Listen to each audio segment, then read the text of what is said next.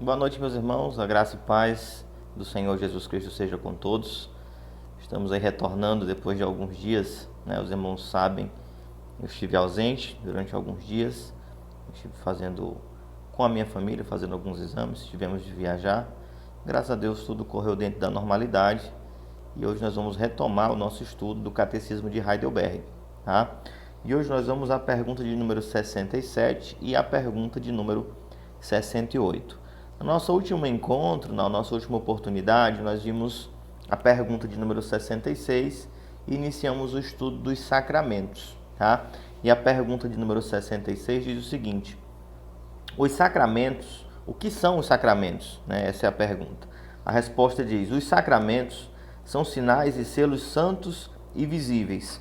Foram instituídos por Deus para que, pelo uso deles, ele pudesse o mais claramente possível nos declarar e selar a promessa do Evangelho. E esta é a promessa, que Deus nos concede graciosamente perdão de pecados e vida eterna por causa dos sacrifícios de Cristo ofertado na cruz. Então, os sacramentos, eles são selos, né, externos, sinais externos de algo que acontece internamente, né? Eles testemunham algo que é professado, logicamente, de que é uma realidade interna, não é? E eles são sinais dados pelo Senhor, instituídos pelo próprio Cristo, para o bem da igreja, são ordenados pelo próprio Cristo, tá? Então nós vamos hoje à pergunta de número 67 e a pergunta de número 68, tá bom? Eu vou colocar a pergunta 67 aí para vocês darem uma olhada.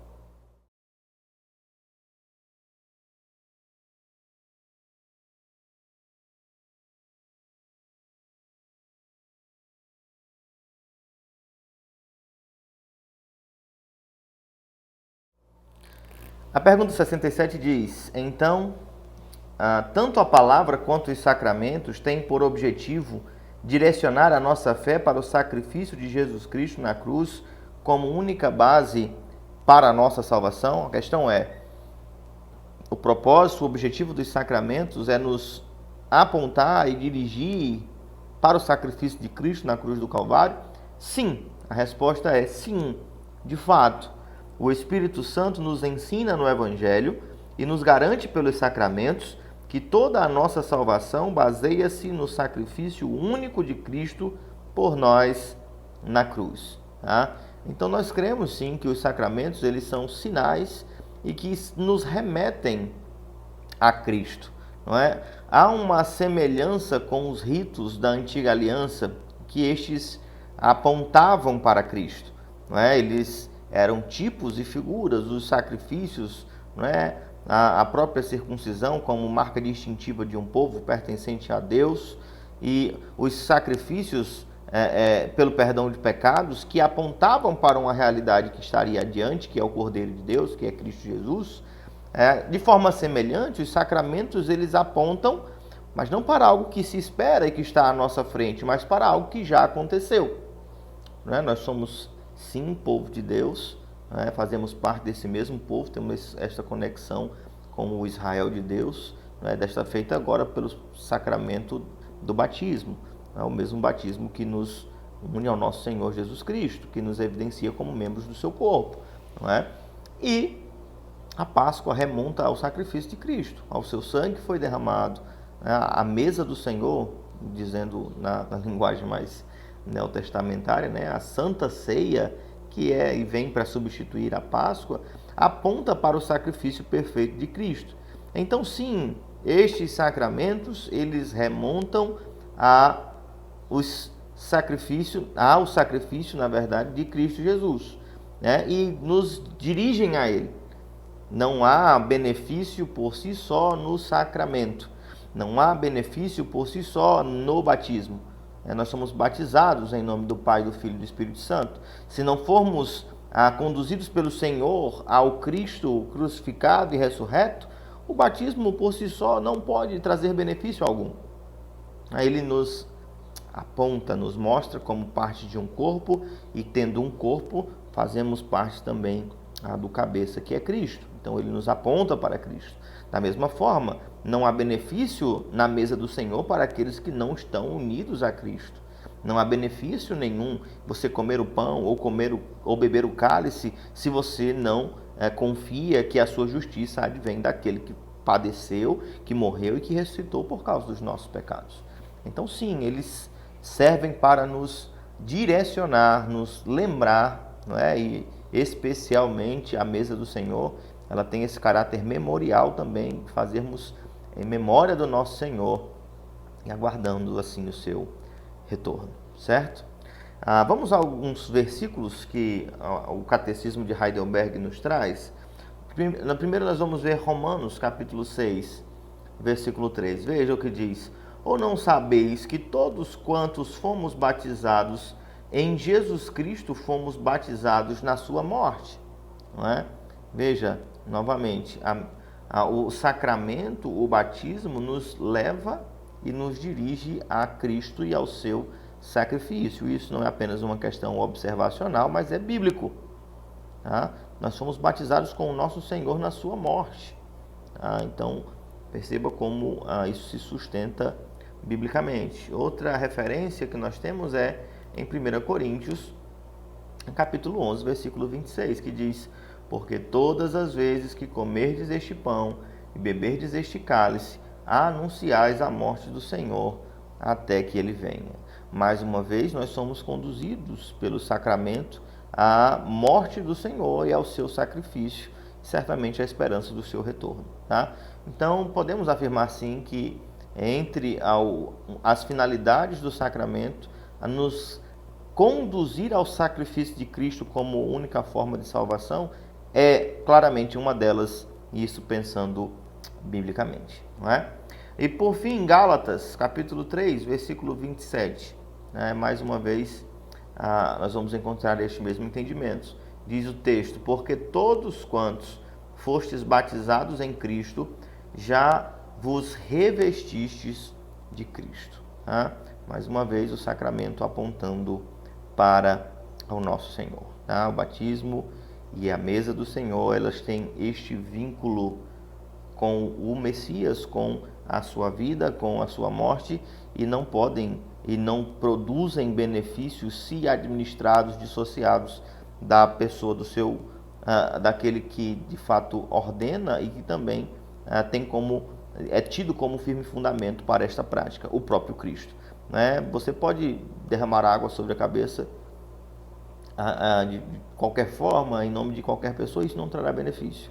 O benefício reside naquele que ordena e naquele que é o nosso sustentador e de quem, né, por causa da obediência, nós recebemos todos os benefícios do sacramento, seja ele o batismo, com o selo da promessa, e também a mesa do Senhor, como a presença real e espiritual do nosso Senhor, alimentando o seu povo na prática obediente do sacramento da mesa do Senhor. Não é? Então é necessário que nós entendamos isso. Os sacramentos, a parte de Cristo, eles não têm valor. Da mesma forma que os tipos da antiga aliança, não é, se desassociados daquele que era o Cordeiro prometido, eles também não produzem benefício. Se você encontra a linguagem do apóstolo Paulo no Novo Testamento, falando sobre a ineficácia, né, do sangue de animais para perdão de pecados. Nós cremos, de acordo com os nossos símbolos de fé de Westminster, que o poder que garantia a eficácia nestes antigos tipos, não é o poder do sangue de Cristo. Há poder não no sacramento em si, na antiga aliança, mas a eficácia estava posta sobre Cristo, aquele que era de fato a figura representada. E da mesma forma, nós cremos que os sacramentos na nova aliança, eles também têm estes benefícios, não por algo essencial, mas por causa daquele que ordena e que institui estes sacramentos. Bem, entendido? Vamos à pergunta de número 68, eu vou colocar aí para você dar uma lida.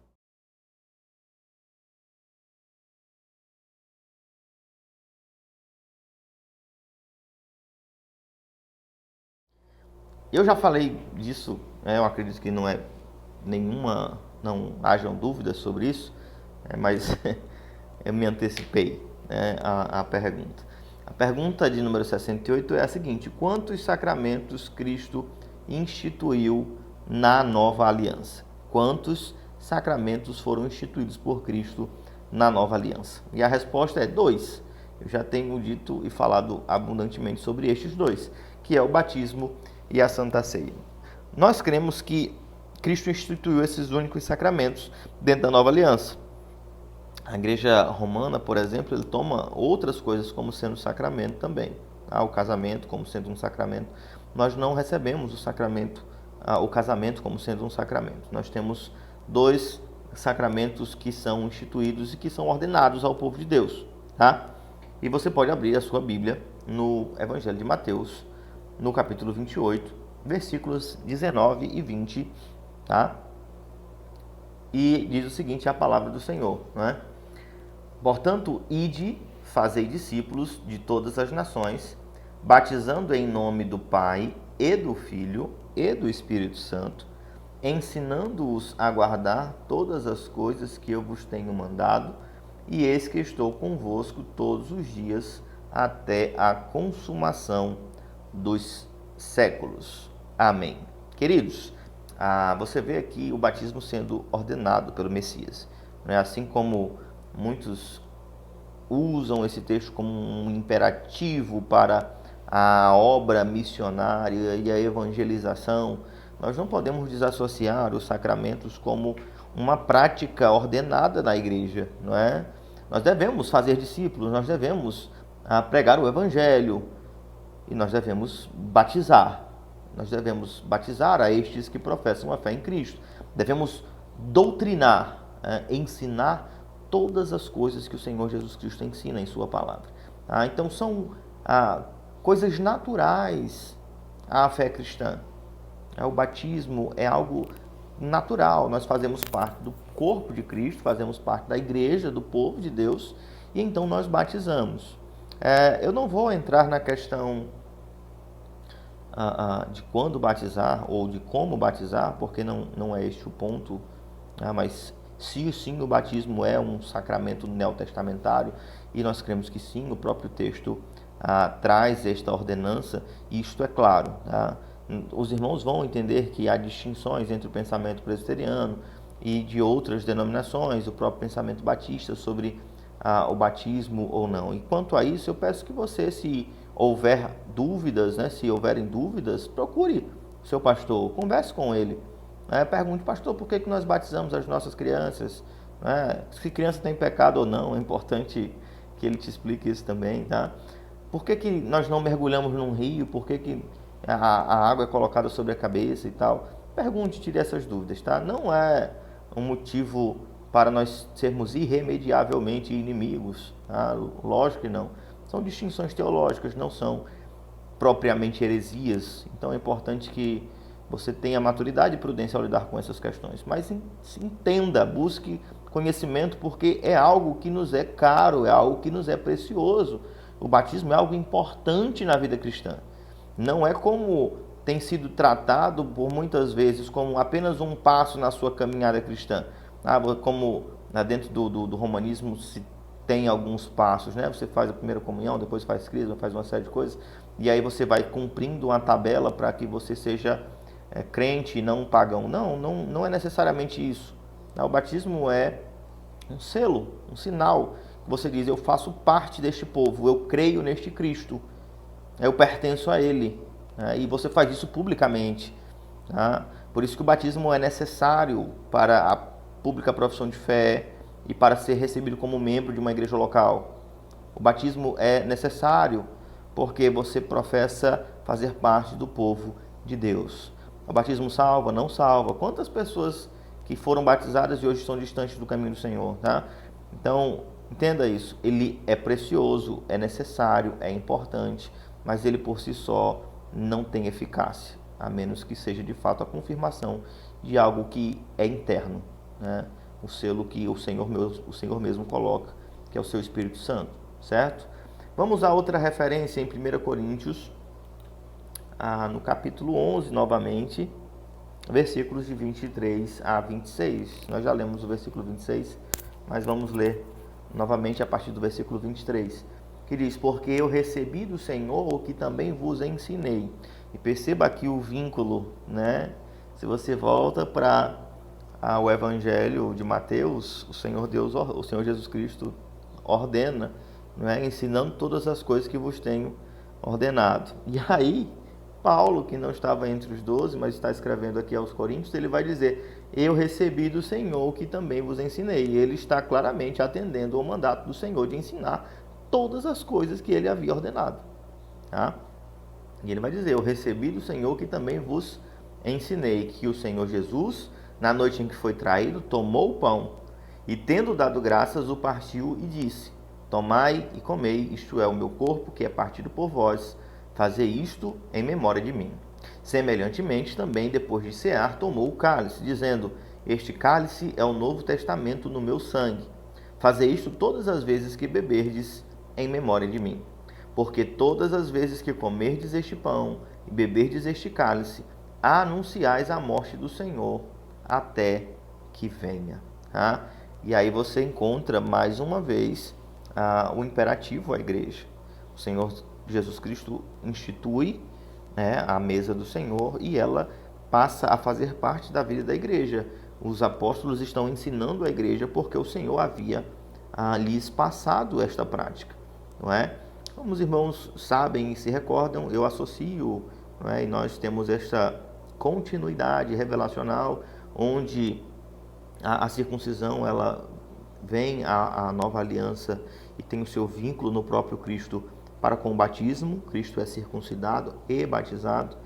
E a Páscoa, da mesma forma, ela tem o seu vínculo no próprio Cristo. Ele, como judeu circuncidado, celebrava as festividades e no dia da Páscoa ele celebra a ceia, a